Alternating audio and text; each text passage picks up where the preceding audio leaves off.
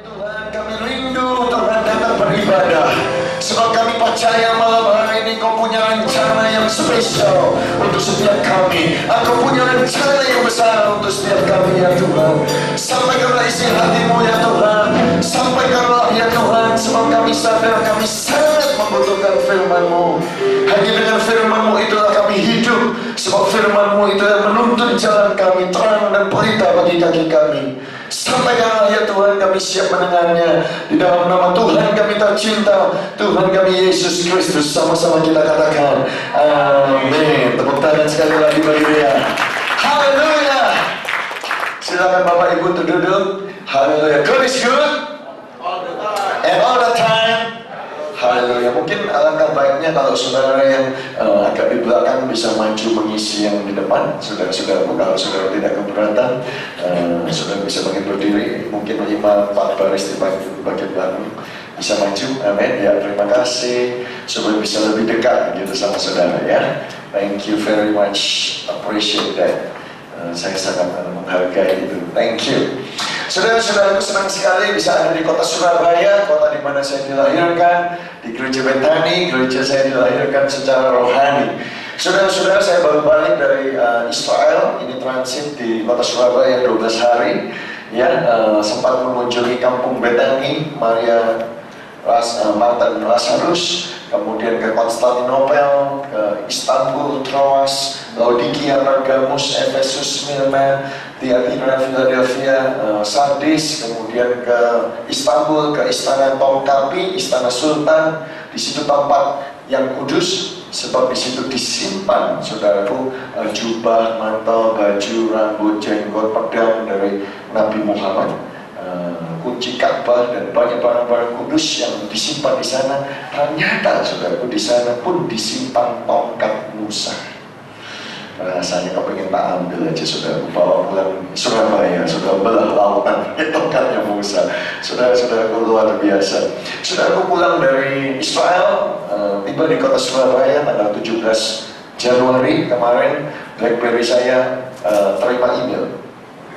Ternyata ada satu berita yang disebarkan di media massa di Amerika, saudaraku, yang ditulis oleh James Davis. Beliau itu co-founder dari Billion Soul Network. Jadi network 1 miliar jiwa, ya, satu network yang mungkin terbesar di dunia ini dengan 165.000 gereja, ya, yang terdaftar. Saudara-saudaraku, James Davis ini menulis satu artikel yang berjudul 10 Global Churches That Larger Than the America's Largest. Saudaraku, dia menuliskan satu artikel bahwa ada 10 gereja global yang lebih besar daripada gereja-gereja terbesar di Amerika. Tahun yang kemarin, statistik di Amerika membuktikan bahwa ada beberapa gereja terbesar di Amerika. Contohnya yang pertama itu Joel Osteen, kemudian Bill Hybels, Andy Stanley, Rick Warren, dan seterusnya dan seterusnya. Nah, James Davis ini menulis bahwa sebetulnya ada 10 gereja global yang lebih besar daripada gereja-gereja yang terbesar di Amerika. Dan dia menulis 10 gereja terbesar yang notabene terbesar di dunia. Di dalam 10 list itu saya sebutkan David Yonggi Cho, South Korea; Eduardo Duran, Santiago, Chile; Kong Hee, Singapura; Surya Sekululo, Fiji; Ray Macaulay, South Africa; Dimohan, India; David Oyedepo, Nigeria; Sergio Sol, El Salvador; David Sobrevena, Filipina. Dan ada satu yang masuk, saudara, di list gereja terbesar di dunia, Alex Tamusaputra, gereja Bethany Surabaya. Tepuk tangan yang meriah bagi Tuhan kita. Haleluya! Saya bangga sekali, saudaraku, jadi orang Bethany. Sekarang gereja kita dikenal di luar negeri menjadi salah satu gereja yang terbesar. Puji Tuhan. Amin. Malam hari ini saya diberitahu khotbahnya jangan lama-lama, singkat saja. Jadi saya pikir-pikir, saya berdoa dan Tuhan menggerakkan saya malam hari ini. Saya mau mengajar sesuatu yang berbeda dari yang tadi pagi. Dari 3 kali saya mau bicara tentang iman. Buka bersama dengan saya Ibrani pasal yang ke-11. Ibrani pasal yang ke-11, kita akan membaca ayat yang ke-6. Ayat yang sangat sederhana. Saya minta saudara membuka Ibrani pasal yang ke-11 ayat yang ke-6. Ayo yang sudah dapat katakan amin. Mari kita baca bersama-sama dengan suara yang keras. 1, 2, 3. Tetapi tanpa iman tidak mungkin orang berkenan kepada Allah. Sebab barang siapa berpaling kepada Allah, ia harus percaya bahwa Allah ada dan bahwa Allah memberi upah kepada orang yang sungguh-sungguh mencari Dia. Semua berkata amin. Saudaraku, tanpa iman tidak mungkin kita itu menyenangkan hati Tuhan. Kalau tidak ada iman, tidak mungkin kita itu berkenan kepada Tuhan. Siapa di antara saudara yang mau berkenan di hati Tuhan? Lambaikan tangan saudara. Kalau saudara betul-betul mau menyenangkan hati Tuhan, yang Tuhan tuntut dari saudara adalah saudara harus punya iman kepada Allah. Apa itu saudaraku? Orang yang mencari Tuhan harus percaya bahwa Tuhan itu ada, Tuhan itu eksis, Tuhan itu luar biasa, Tuhan itu penuh kuasa, Tuhan itu dahsyat. Dia El Shaddai, Allah yang penuh dengan kedahsyatan. Dia di Almighty God, Allah yang besar. Dia Alpha dan Omega, yang awal, yang ada, dan yang akhirnya. Dia pencipta langit dan bumi. Saudaraku, saudara percaya Dia ada, Tuhan ada, dan bahwa Allah memberi upah. Semua berkata upah. Semua berkata hadiah. Tuhan memberi hadiah dan upah, reward, favor, berkat, pertolongan, menjawab pertolongan, tanda ajaib kepada orang-orang yang sungguh-sungguh mencari Dia. Siapa yang sungguh-sungguh mencari Dia? Amin. Saudara sungguh-sungguh mencari Dia. Minggu malam masih ibadah. Wow, itu luar biasa. Kalau di Australia, saudara-saudaraku, suka sekali ibadah malam. Apalagi winter, kalau dingin, saudara, musim dingin. Tetapi saya salut, walaupun jumlah saudara nggak banyak, tetapi saudara orang yang sungguh-sungguh mau beribadah dan mencari Tuhan. Dan kalau saudara sungguh-sungguh mencari Tuhan, dengar, Tuhan itu memberi upah kepada saudara. Tuhan menjawab saudara dengan berkat. Tuhan menjawab saudara dengan hadiah. Yang percaya dengan amin. Ayo tepuk tangan yang meriah buat Tuhan kita. Haleluya. Malam hari ini saya mau berbicara tentang iman yang berkenan kepada Tuhan. Semua berkata iman yang berkenan kepada Tuhan. Iman yang berkenan kepada Tuhan adalah, saudaraku, yang pertama saudara harus sadar, iman itu adalah pekerjaan saudara. Iman itu adalah prioritas saudara. Iman adalah langkah yang pertama kali yang harus saudara ambil di dalam kehidupan saudara. Iman harus adalah satu-satunya yang harus saudara prioritaskan ketika sesuatu terjadi dalam hidupmu, ketika masalah terjadi dalam hidupmu. Langkah pertama yang harus engkau ambil adalah iman. Kalau saya katakan dalam bahasa Inggris, saya berkata demikian: believing is our job, doing is God's job. Artinya saudaraku, saudara punya pekerjaan, punya satu tugas untuk beriman kepada Tuhan, untuk percaya kepada Tuhan, dan untuk melakukan apa yang saudara percayai. Itu adalah bagiannya Tuhan. Oke? Iman itu adalah dasar dari segala sesuatu yang kita harapkan dan bukti dari sesuatu yang tidak kita lihat. Segala sesuatu yang tidak kita lihat namun kita percayai. Iman adalah dasar dari segala sesuatu yang kita harapkan. Iman itu mempercayai apa yang orang lain tidak percaya.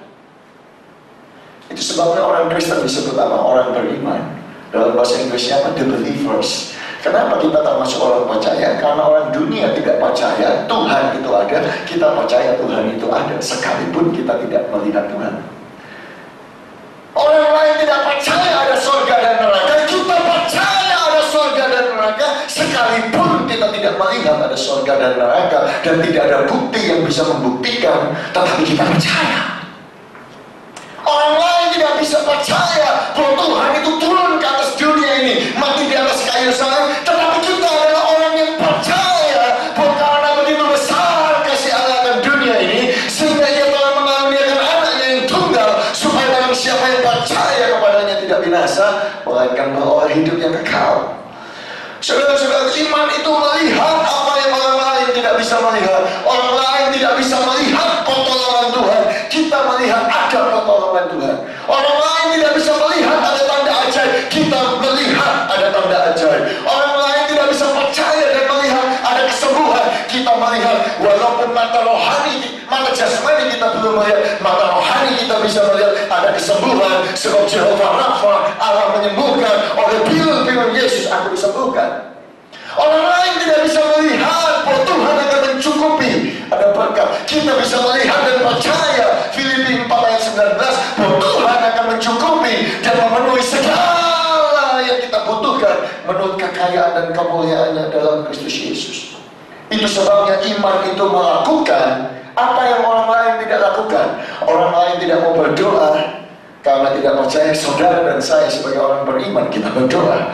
Orang lain tidak melakukan ibadah, tidak melakukan penyembahan, tidak melakukan pembacaan Alkitab, tidak melakukan saat teduh, tidak melakukan puasa. Kenapa saudara? Karena mereka tidak beriman. Saudara dan saya adalah orang-orang yang beriman. Kita melakukan apa yang orang lain tidak lakukan. Itu sebabnya iman itu sangat penting. Sangat amat penting. Tanpa iman engkau tidak bisa berkenan kepada Tuhan. Itu sebabnya Alkitab menjelaskan kepada kita begitu banyak, saudara. Roma 5 ayat 1 berkata kita itu dibenarkan karena apa? Iman. Kita hidup dalam damai sejahtera karena Yesus Kristus di dalam iman. Kita memiliki hidup yang kekal itu karena apa? Karena iman. Sesungguhnya barang siapa percaya, ia memiliki hidup yang kekal. Efesus menjelaskan di dalam Dia kita beroleh jalan masuk kepada Allah dengan penuh iman. Kepercayaan oleh iman kita kepadanya. Satu-satunya cara menyenangkan hati Tuhan adalah beriman kepadanya. Yohanes berkata, dan inilah kemenangan yang mengalahkan dunia, iman kita. Saudaraku, bahkan kunci kita mendapatkan apa yang kita doakan. Siapa yang mau saudara berdoa kemudian dijawab sama Tuhan? Lambaikan tangan saudara. Kuncinya apa saudara? Alkitab berkata iman.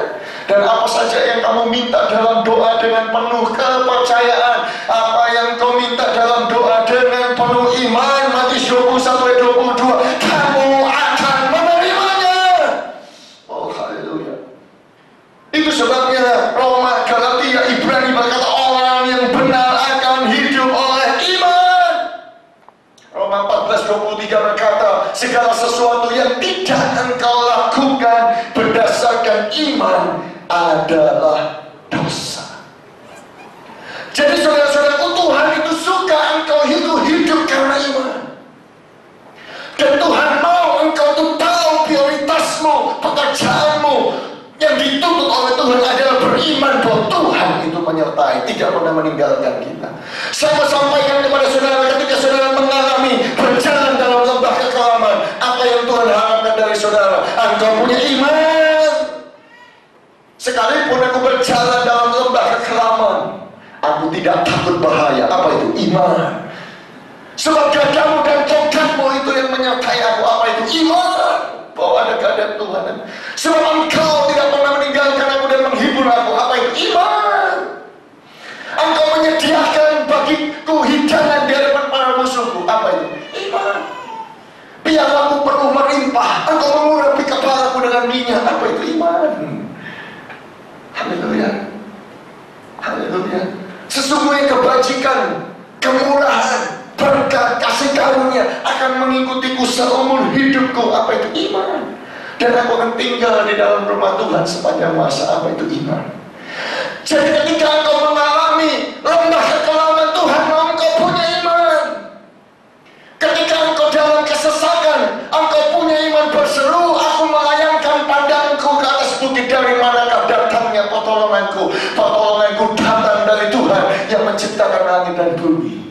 Saudara-saudaraku, kita harus belajar, saudaraku, sekalipun kita tidak melihat, namun kita percaya. Itu iman. Definisi Ibrani 11 ayat yang pertama. Di dalam bahasa Indonesia sehari-hari, iman adalah percaya yang sungguh-sungguh akan sesuatu yang tidak kelihatan. Artinya saudara percaya. Haleluya. Paulus mengajarkan dalam dalam 2 Korintus 5 ayat yang ke-7, for we walk by faith and not by sight. Sebab kita ini berjalan, sebab hidup kita ini karena percaya, bukan karena melihat. Sekalipun engkau belum melihat berkat, saya berdoa engkau mempercayai dengan iman ada berkat Tuhan turun atasmu. Sebab apa? Sebab Yesus yang tadi saudara nyanyi, dia rela kaya jadi miskin supaya miskin menjadi kaya. Itu ada ayatnya. Haleluya. Supaya terkutuk menjadi diberkati, supaya sakit menjadi disembuhkan. Sekalipun engkau tidak melihat, saya berdoa engkau tahu bahwa untuk menyenangkan Tuhan engkau harus punya iman bahwa Tuhan itu baik dan segala sesuatu Tuhan itu baik. Itu sebabnya saya selalu berkata, God is good all the time, and all the time God is good. Saya belajar iman. Saudaraku, Oktober yang kemarin saya mendapatkan satu revelation baru. Berapa banyak di antara saudara yang tahu tentang social enterprise dialogue in the dark? Lambaikan tangan saudara, tinggi. Saudara nggak tahu? Oke, sekarang saya cerita ini kan kebaktian malam santai ya. Saudara-saudara, saya tahu dialog in the dark ini sudah cukup lama karena saya punya murid rohani yang saya tempatkan di Atlanta, sekarang gembala Bethany di Amerika di Atlanta. Waktu itu wakil saya dari Perth, saya kira dia sudah lihat dialog in the dark. Saya nggak sempat, saudaraku, walaupun saya tahu. Tetapi tahun yang kemarin, saudaraku, saya sempat ke Hong Kong dan saya melihat dialog in the dark di Hong Kong, saudara. Satu pengalaman yang luar biasa. Apa yang terjadi, saudaraku, di dialog in the dark? Saudara bayar $20 kira-kira. Ya, kalau saya pakai kacamata, saya copot kacamata saya. Waktu itu kami bertujuh turis ya di Hong Kong, kami booking session bahasa Inggris. Saya dikasih tongkat orang buta. Saya diajarin engkau nggak boleh begini-begini, engkau cuma boleh 1 meter begini. Sudah, engkau jangan takut, engkau akan masuk di center ini selama 75 menit. Kalau engkau takut, panggil tour leadermu namanya Rachel. Rachel akan membantu engkau. Waduh saudara, sudah dia keluar. Begitu dia keluar, saudara, lampu itu tiba-tiba menjadi gelap. Saya tidak bisa melihat setitik cahaya pun. Hati saya mulai berdebar-debar, saudara-saudara. Soalnya apa, biasa lampu mati langsung bingung, saudara. Ambil lilin, ambil senter. Ini 75 menit, saudara, tidak kelihatan. Kemudian Rachel keluar, saudara, dia dari suaranya saya tahu dia anak muda, saudara. Dia berkata, siapa namamu? Oh ya, kita kenalan. Namamu siapa? Oh, Agus dari Australia, bla bla bla. Oke, sekarang follow my voice. Ikuti suara saya. Saya akan menuntut Anda pergi ke taman. Oh, ini saudara. Follow my voice. Saya gini-gini, saudara. Saya nggak biasa karena hidup saya ini biasa melihat, saudara-saudaraku, bukan beriman. Jadi saya nggak tahu jalannya, saudaraku. Wah, saya tok. Tiba-tiba berubah jadi rumput. Kaget saya. Rumput ini. Ya, rumput. Betul rumput. Saya pegang. Kesenggol sana ada pohon. Wah, saya raba-raba, iya pohon benar. Kemudian diajak ngomong, ini pohon apa? Kita nggak tahu, nggak kelihatan. Dia menjelaskan, oh ini pohon ini ada bunyi angin, ada bunyi kicauan burung seperti di taman, saudara. Tapi nggak kelihatan sama sekali, cuma bisa rasakan. Ayo sekarang follow my voice, ikuti saya lagi. Dengar ada bunyi kucuk. Oh ya benar, sungai itu sungai. Kaget saya, saudara. Ayo kita nyebrang jembatan. Wah, ini saya kesasar, saudara. Tangan saya dipegang sama Rachel. Sorry Pak, Anda kesasar gitu. Ayo ikut. Saya pegang jembatannya. Saya naik jembatan, goyang-goyang jembatan. Waduh, menakutkan. Menyeberangi sungai, saudara. Begitu turun dari sungai, ayo ikut saya. Kita ke ferry terminal. Naik ferry, saudara. Jalanan naik, bingung, saudaraku. Begitu masuk kapal, saudaraku, cari tempat duduk. Waduh, setengah mati cari tempat duduk. Saudaraku, akhirnya saya duduk di kapal itu dengan tenang. Akhirnya kapal itu mulai kapalnya goyang-goyang, saudara. Ada angin, saudaraku, ada air. Saya tahu itu kipas angin, saudaraku. Rasanya begitu. Saudara. Kemudian dijelaskan ini Selat Kowloon, itu Tsim Sha Tsui, ini begini. Tidak kelihatan apa-apa sama sekali. Saya mulai pusing karena mata saya mencari titik cahaya, nggak bisa terpaksa tutup mata, saudara. Kemudian keluar dari kapal, saudara. Hati-hati, kita akan nyebrang jalan di Hong Kong rame. Saudara, dengar tiba-tiba semua. wing mobil saudara. Saudaraku mulai pegang saudara. Ya ini betul ada mobil. Bahaya, kami masuk pasar saudaraku. Mulai ngambil buku, nggak bisa kelihatan saudara ya, bukunya tak kembalikan. Kemudian ke pasar toko buah, saya mulai cium buahnya. Buah apa itu? Saya bilang orange, jeruk. Oh ya betul. Oh ya ada yang ngomong melon. Oh ya betul. Durian. Tuh leadernya langsung tahu, bohong kamu nggak ada durian di sini. Saudara-saudara, kemudian ayo kita nonton bioskop. Pagi saudara aku ngikuti dia, kata-kata sana sini sampai teriak-teriak, nggak kelihatan sama sekali. Masuk bioskop cari kursi nggak bisa saya saudara. Orang Singapura itu bilang, ayo Agus, oh iya, kamu ya, datang ke sini, dipegang tangan saya, di sebelahku ada kursi kosong. Saya duduk di bioskop itu saudara. Kemudian bioskopnya mulai, ya nggak kelihatan apa-apa saudara. Jreng. Selesai nonton bioskop ditanya, itu drama atau itu action? Saya bilang, rasanya sih drama. Happy ending, oh ya rasanya happy ending dari suaranya. Kemudian kami dengar bunyi happy birthday to you. Oh itu apa? Dengar ya? Iya itu pesta katanya. Itu di kafe, ayo kita ke kafe. Jalan ke kafe, saudara-saudara. Sampai di kafe, saudara-saudara. Saya dilayani sama satu orang tanya, kamu mau pesan cappuccino atau kamu mau pesan latte atau kamu pesan apa namanya lemon tea. Saya nggak berani pesan kopi, saudaraku. Walaupun biasa minum kopi karena nggak kelihatan, takut panas kan. Tumpah semua di sini. Saya bilang ya sudah deh, saya pesan lemon tea berapa, $6 Hongkong. Wah ini saudara-saudara, saya garuk ambil uang koin. Saya bilang saya nggak bisa baca ini koinnya Hongkong. Nah itu kan sendiri. Kemudian dia bisa ambil ini $10. Oh hebat sekali. Dia kok tahu? Ya toh. Kemudian dikembalikan $4 diambil, dikasihkan lemon tea saudara. Saya dikasih sedotan, masukkan sedotan saudaraku. Susahnya setengah mati, akhirnya semua juga kayaknya bukan main bisa minum. Ayo kita duduk. Kemudian kita duduk, kemudian berdialog. Kemudian Rachel itu mulai berkata, apakah engkau pikir aku memakai kacamata infrared supaya aku bisa melihat di tengah-tengah kegelapan? Orang-orang Singapura bilang, iya. Kamu kok tahu ini, kamu tahu itu? Rachel bilang, tidak. Sebab aku ini orang yang buta sejak lahirnya. Aku ini orang cacat. Dan aku tuh hidup di ada matahari maupun ada lampu maupun di tempat gelap ini, itu sama saja. Kita mulai terharu, suasana mulai mencekam. Ini orang buta. Orang buta yang menuntun kami semua ini. Saudara sudah melewati taman, masuk ke bioskop, saudara pun naik kapal, ini buta. Saudara-saudaraku, dia menjelaskan, tetapi walaupun aku buta, aku ini bahagia sekali. Walaupun aku gak bisa melihat, aku bahagia. Sebab orang-orang bilang dunia ini banyak warna. Aku ini gak bisa lihat warna sama sekali. Tetapi aku mewarnai hidupku sendiri, itu sebabnya aku bahagia. Aku mewarnai hidupku, aku main violin, aku bisa main piano. Aku ini kuliah tingkat 2 bahasa Inggris. Makanya aku bisa kerja di dalam in the dark part time. Itu sebabnya aku mimpin session bahasa Inggris. Setiap hari aku kuliah, tadi pagi pun aku kuliah. Aku harus naik kapal feri itu sampai di Tsim Sha Tsui. Aku juga jalan sendirian. Kami semua terpesona. Kemudian kami bertanya, bisa kami melihat wajahmu? Dia bilang bisa. Ayo kita keluar. Ketika kami keluar, kami harus melihat ke bawah supaya nggak pusing. Lampu pelan-pelan mulai nyala. Saya pakai kacamata saya. Rachel itu keluar. Cantik anaknya, gadisnya, tapi matanya cacat buta, saudara-saudara. Orang-orang Singapura mulai menangis, saudara. Kami rangkul, terima kasih.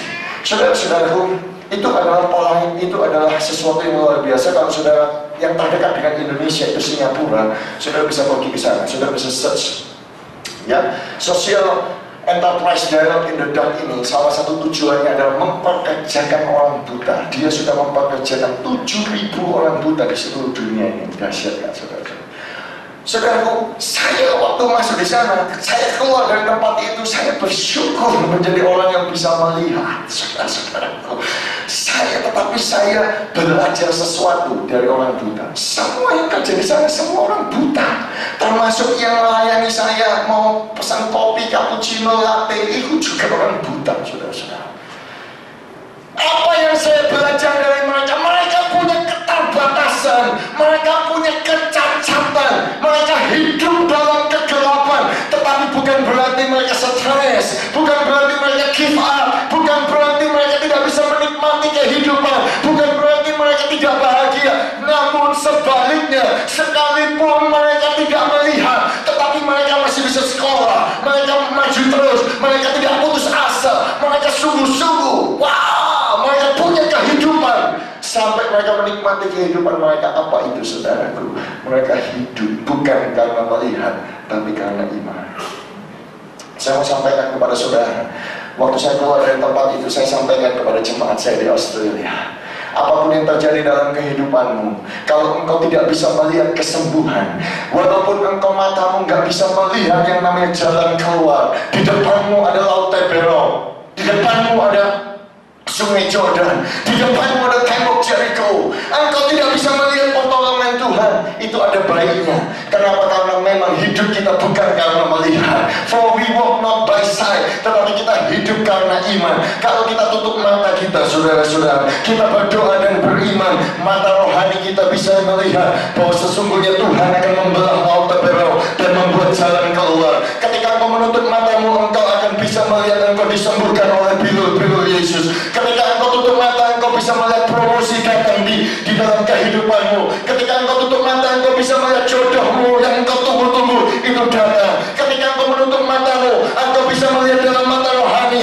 bahwa keluargamu akan dipulihkan, keluargamu akan bahagia, masa depanmu itu baik, jalanmu tidak pernah turun tapi naik, tempatmu di atas dan bukan di bawah. Engkau adalah kepala dan bukan ekor. Engkau keluar sebagai orang yang menang, bahkan lebih daripada pemenang. Engkau akan berhasil. Semua bangsa menyebut engkau berbahagia, sebab imanmu Tuhan menyertai engkau. Yang percaya katakan amin. Ayo tepuk tangan yang meriah bagi Tuhan kita. Haleluya. Iman, iman, iman. Haleluya. Itu adalah pekerjaan saudara. Haleluya. Itu adalah prioritas saudara. Itu terjadi atau tidak terjadi bukan urusan saudara. Itu adalah bagian Tuhan. Bagian saudara percaya God is good all the time. Yang kedua saudara, iman yang berkenan kepada Tuhan adalah iman yang mempercayai semua perkataan firman. Katakan bersama dengan saya, iman yang percaya semua 100% perkataan firman. Saudara tidak bisa pilih-pilih firman Tuhan di dalam kehidupanmu. Aku gak bisa ngomong, oh ya kalau ayat bilur Yesus sembuh, oleh bilur Yesus sembuh, itu kalau pilek batuk ya bilur Yesus menyembuhkan. Tapi kalau kanker nggak bisa, itu namanya pilih-pilih. Saudara harus terima janji Tuhan itu full gospel, Injil yang sepenuhnya. Apa yang dimaksud oleh perkataan firman itulah yang harus engkau terima, itulah yang engkau percaya. Sebab apa? Sebab kadar engkau mendapatkan pertolongan Tuhan itu tergantung dari kadar iman saudara. Apakah iman saudara mempercayainya semua? Sebab ketika Tuhan Yesus di muka bumi ini, dia 30% pelayanannya menyembuhkan orang sakit. Contohnya, dia bertanya, apakah engkau percaya aku bisa menyembuhkan engkau? Orang buta berkata, ya aku percaya. Tuhan Yesus tidak pernah tumpang tangan berkata, sembuhlah matamu di dalam namaku. Enggak. Apa yang Tuhan Yesus lakukan? Jadilah kepadamu menurut imanmu. Selalu demikian saudara. Jadi kalau saudara punya iman, saudara ditolong oleh Tuhan, jadilah engkau ditolong Tuhan. Kalau engkau punya iman, engkau ditebus oleh darah Yesus, jadilah engkau ditebus oleh darah Yesus. Kalau engkau punya iman, aku memiliki hidup yang kekal, jadilah kepadamu engkau memperoleh hidup yang kekal. Kesalahan saudaraku yang terbesar yang Abraham buat bukan hanya saudaraku dia mengambil Hagar saudaraku dan melahirkan Ismail, sehingga akibatnya kita mengalami keturunan Ishak dengan keturunan Ismail nggak pernah cocok sampai hari ini saudara-saudara. Tetapi saya temukan bukan hanya itu kesalahan daripada Abraham. Abraham punya kesalahan, dia tidak mempercayai 100% perkataan firman. Kenapa saya bisa berkata demikian? Memang betul Abraham, kitab Roma berkata, sekalipun dia tidak punya dasar untuk berharap, sekalipun dia tahu bahwa tubuhnya sudah sangat lemah karena usianya kira-kira 100 tahun, dan sekalipun dia tahu rahim sudah tertutup atau mati, namun ia tidak bimbang karena ketidakpercayaan, malah imannya diperkuat bahwa Allah itu berkuasa dan sanggup melaksanakan apa yang dia janjikan. Betul, akhirnya Ishak itu lahir. Tetapi saya temukan, saudaraku, setiap kali saya ke Israel, setiap tahun saya ke Israel, saya berusaha pergi ke tempat yang namanya Hebron. Kenapa saya kepingin ke tempat yang namanya Hebron? Nggak ketulutan sampai hari ini. Karena Hebron itu adalah tempat yang terbaik di Promised Land, di tempat Kanaan. Di tempat itulah Abraham menerima janji Tuhan. Di tempat itulah Tuhan memperbaharui janjinya. Dan di tempat itulah Hebron, di Gua Makpela, dikuburkanlah Abraham dengan istrinya Sarah, Ishak dengan istrinya Ribka, Yakub dengan istrinya Leah. Semuanya ada di sana. Dan itu adalah tempat yang terbaik. Saudara ingat Hebron itu dikuasai oleh suku Enak raksasa. Dan Kaleb berkata, give me this mountain, give me Hebron, berikan kepadaku Hebron. Itu Kaleb, saudara-saudara. Haleluya. Tetapi sayangnya sekarang Hebron, Gua Makpela, saudara, Hebron itu dikuasai bukan lagi oleh Israel, tapi dikuasai oleh Palestina. Dan saya bertanya, saya baru pulang, semua toledo berkata, waduh sulit Pak untuk ke Hebron. Karena kalau Bapak kesana lewat tempat-tempat yang ekstrim, dan berapa kali bus yang berusaha ke sana dilempari batu, saudaraku, akhirnya nggak pergi ke sana.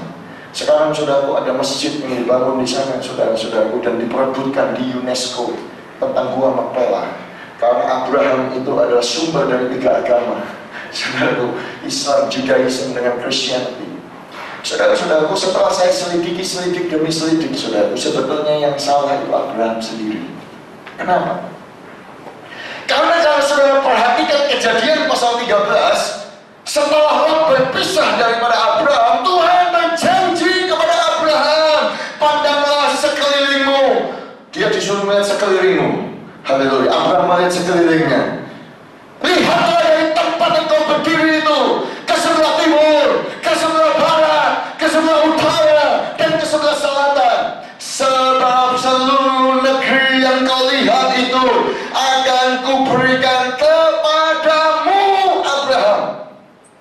Dan kepada siapa? Keturunanmu.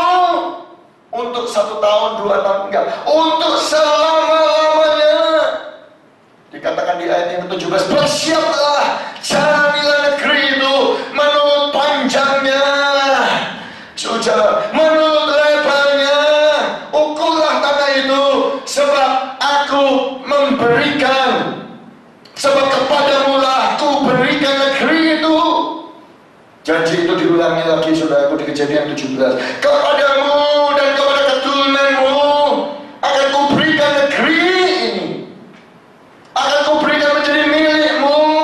Untuk kapan? Untuk selama-lamanya. Tetapi yang luar biasa, saudara-saudaraku, faktanya adalah Sarah meninggal. Dan pada waktu Sarah meninggal, Abraham tahu tanah itu miliknya.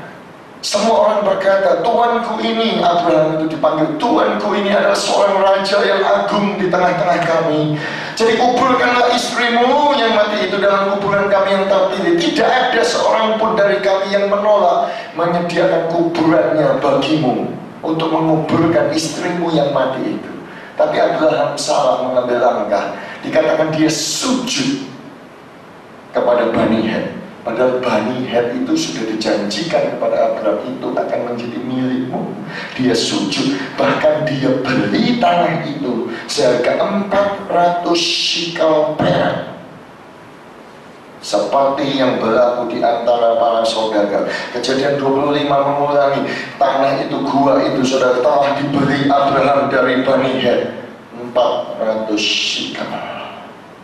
Waktu saya baca ayat itu, saya berkata, Tuhan, Abraham kok bisa begitu? Bapak segala orang beriman kok bisa begitu? Dia nggak percaya 100%. Itu sama saja dengan demikian. Saya ngomong sama Pak Julius, Pak Julius, kau lihat tadi saya lewat itu ada Pakuan City itu. Wah, kaget, sudah lama tidak jalan daerah sini. Pakuan City. Saya berkata kepada Pak Julius, oh haleluya, saya ini bosnya Pakuan City. Aku kasih kamu sertifikat tanah langsung, namanya Pak Julius, gratis. Wah, dia suka cita, terima kasih, aku dapat tanah.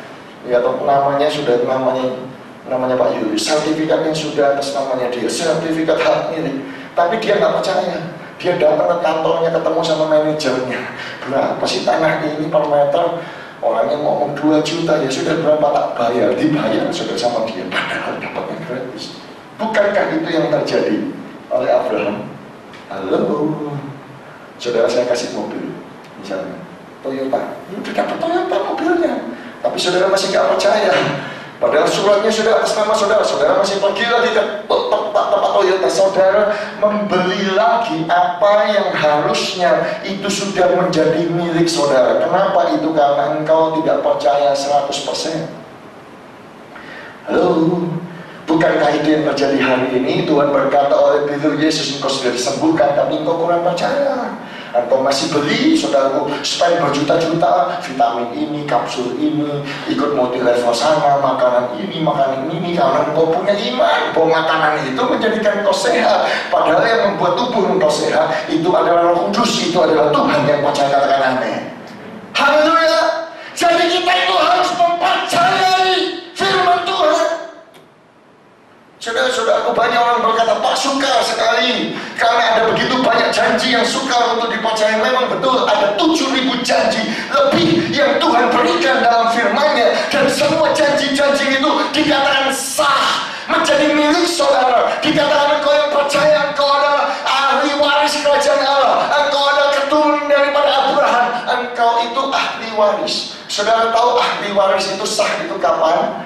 Ketika ada orang tua saudara itu meninggal, surat waris itu sah. Jadi apa yang ditinggalkan di surat waris itu sah milik saudara. Saudara tinggal klaim. Bukankah saudara semua janji itu sudah tercatat dalam surat waris di dalam Alkitab ini, dan itu sah milik saudara. Kenapa? Karena Yesus sudah mati di atas kayu salib. Dan kalau sudah ada kematian di atas kayu salib, ini semua adalah ya dan amin, pasti akan digenapi untuk kehidupanmu, untuk kehidupanku. Kita cukup percaya. Haleluya. Ayo, kalau sudah percaya, tepuk tangan yang meriah. Haleluya. Ya. Tapi sukar, Pak. Ya, bukannya sukar, gampang. Dalam kehidupan saudara dan kehidupan saya, kita itu sering pakai yang namanya iman. Cuma saudara tidak terasa saja. Saudara-saudara, kalau saudara baca koran contohnya, saudara baca ada berita ini, ada berita ini, ada berita ini. Saya yakin, seyakin-yakinnya saudara itu melakukan atau menerapkan, mengaplikasikan iman, karena saudara tidak bertanya bahwa ini betul apa enggak ya, ada bukti apa enggak ya, apa wartawan ini benar apa enggak ya. Saudara tidak tanya. Saudara yakin apa yang ditulis itu betul, yakin, seyakin-yakinnya, langsung cerita sama sana sini. Saudara, kebal-kebal ngomong sama sana sini. Halo, saudara baca internet, berita di internet, saudara langsung percaya, langsung disebar, saudara-saudara, langsung di BlackBerry Messenger, saudara. Padahal itu beritanya kebanyakan hoax, atau kebanyakan apa palsu, dibuat-buat. Halo, saudara, contoh misalnya saudara melihat brosur. Kalau di Australia kan banyak brosur. Saudara melihat ada brosur iPad, di Australia sale 50%, harganya cuma $50. Saudara langsung percaya, cerita sama sini, saudara. Ada yang dijual murah, padahal lihat barangnya belum. Sudah punya barangnya belum, sudah beli belum. Tapi seakan-akan engkau sudah punya barang itu. Iya, Pak, ya. Di Australia kemarin, tanggal 26 Desember saya posisi di Australia, saudara, karena khotbah Natal. 26 itu Boxing Day di Australia. Seluruh saudaraku toko itu sale besar-besaran. SALE, satu kata yang sangat dicintai orang Indonesia yang di Australia, saudara-saudara. Dan pada waktu sale itu, saudara, brosurnya dibagi, semua percaya. Dan apa yang mereka lakukan, saudaraku, mereka saking percayanya, mereka melakukannya. Apa yang mereka lakukan? Mereka mulai bikin tenda, mereka mulai nginep, mulai malam di depan pintu daripada toko itu. Toko itu bukan jam 10 pagi, mereka dari midnight, saudara, sudah antri, saudara. Kenapa? Karena mereka tahu ada sale, dan mereka tahu jumlahnya yang dijual cuma berapa biji saja, dan mereka melani, saudara. Mereka percaya, mereka tidur, jaga, saudaraku di sana. Padahal mereka lihat belum, sudah punya belum, tapi punya iman. Loh, itu iman kan? Halo, bukankah itu iman? Contoh lagi, saudara-saudara. Saudara mungkin ingat tahun yang kemarin di Australia ada storm, badai. Indonesia tsunami, gempa bumi. Australia storm. hurricane, topan, begitu saudara, angin puting beliung, saudara. Dan namanya bagus-bagus, Katrina, badai Katrina. Ada badai yang namanya Yasi. Saudara tahu pada waktu Yasi menghantam ke Queensland, saudara, ke utara, apa yang terjadi? Saudaraku, menteri kita bicara, saudaraku, di TV. Saudara-saudara, siap-siaplah. Ini loh ada gambarnya, ya tuh. Oh, badai yang namanya Yasi. Saya sendiri nggak tahu dikasih nama Yasi itu dari mana. Nggak mudeng, saudara-saudara. Ya loh. Kenapa ini sudah sekian diameternya sekian kilometer, skalanya adalah tingkat yang ketujuh. Berhati-hatilah, engkau harus siap-siap, itu akan melanda berhari-hari. Oh, saudara-saudaraku, kemudian ada satu ahli, saudaraku, ya tampangnya nggak meyakinkan. Saudaraku, dia ngomong, saudaraku, ini ahli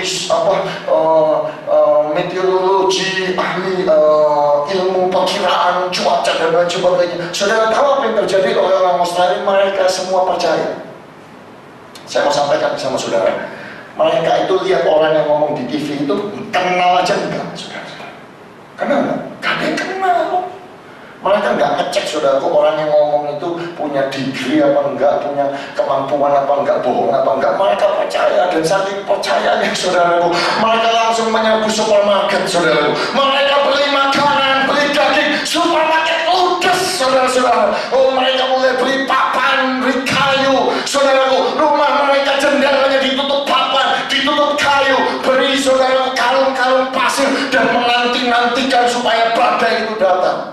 Hei, saudara-saudaraku, mereka sudah bikin persiapan 3 hari kemudian. Ini mengecewakan. Badai yang katanya skala 7 akhirnya turun cuma skala 3.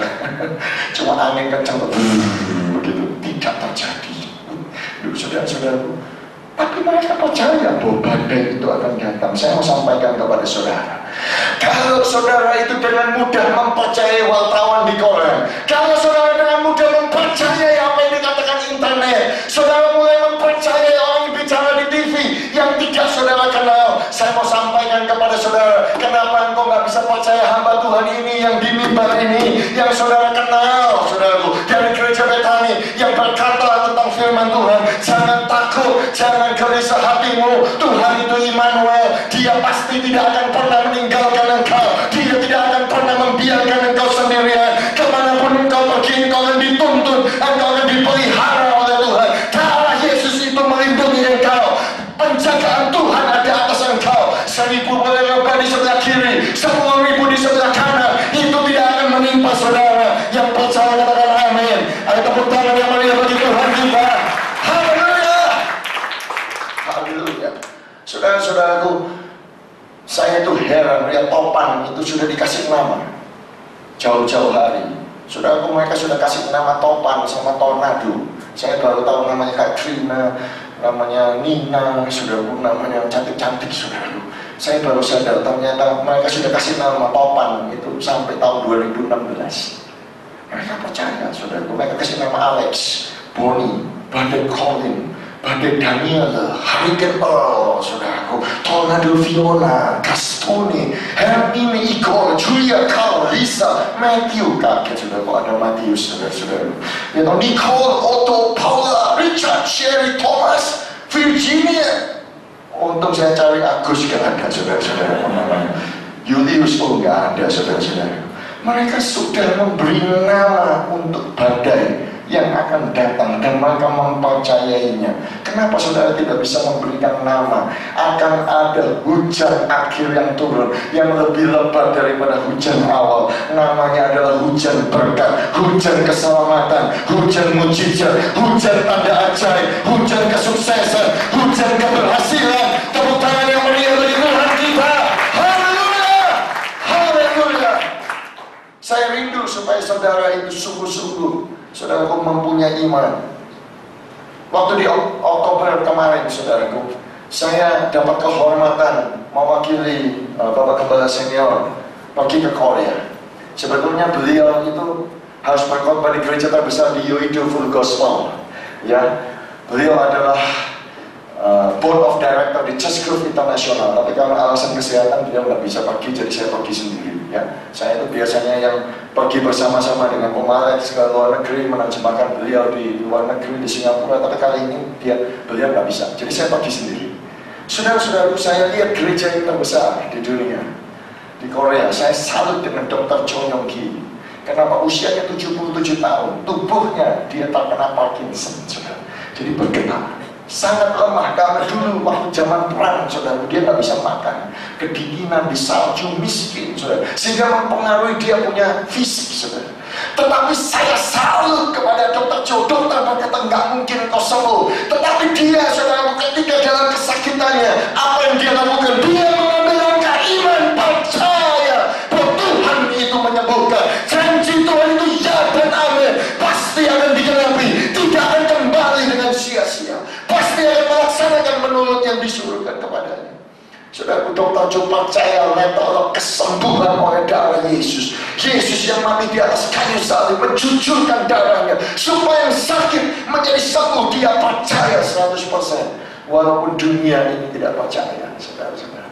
Dia percaya semua yang difirmankan oleh Tuhan, walaupun itu Parkinson.